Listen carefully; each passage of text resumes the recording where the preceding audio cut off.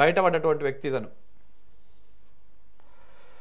ఘోర ప్రమాదానికి గురైన ఎయిర్ ఇండియా విమానంలో ఓ ప్రయాణికుడు ప్రాణాలతో బయటపడ్డాడు. వందల మంది ప్రాణాలు కోల్పోయిన ఘటన నుంచి తప్పించుకున్న రమేష్ విశ్వాస్ కుమార్ మృత్యుంజయుడిగా నిలిచాడు. విమానం నేల కూలిన వెంటనే బయటకు వచ్చిన రమేష్ ప్రాణభయంతో ఘటనా స్థలం నుంచి దూరంగా వెళ్తుండగా చుట్టుపక్కల వారు అతనిని వీడియో కూడా తీశారు.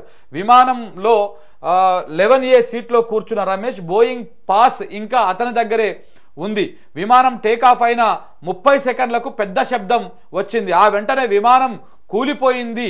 కళ్ళు తెరిచి చూసరికి నా చుట్టుపక్కల మొత్తం మృతదేహాలే ఉన్నాయి. వెంటనే పైకి లేచి పరిగెత్తా అని రమేష్ పేర్కొన్నాడంట. ప్రమాదంలో రమేష్ కళ్ళు, వీపు, కాళ్ళకు, చేతులకు గాయాలవ్వగా కొన్ని శరీర భాగాలు కూడా కాలి గాయాలైనాయంట. కాగా భవన నిర్మాణ కార్మికుడైన రమేష్ బలియా బ్రిటన్ పౌరుడు.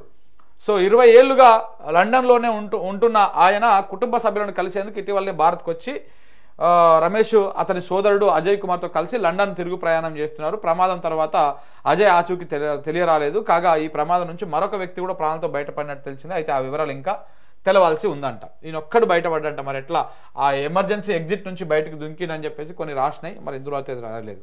మృతుల కుటుంబాలకు ₹1 కోటి నష్టపరిహారము, ఏదైతే మెడికల్ కాలేజ్ కూలిపోయిందో, ఏదైతే ఆ నివాసాలు కూలిపోయినో వాళ్ళందరికీ కూడా అవన్నీ మళ్ళీ నిర్మిస్తామని కూడా టాటా గ్రూపు ప్రకటించిందంట. కానీ ఏం ప్రకటించినా కానీ ఇది కంప్లీట్గా ఒక భద్రతా ఫెయిల్యూర్ లెక్క చెప్పొచ్చు. ఇంతమంది ప్రాణాలు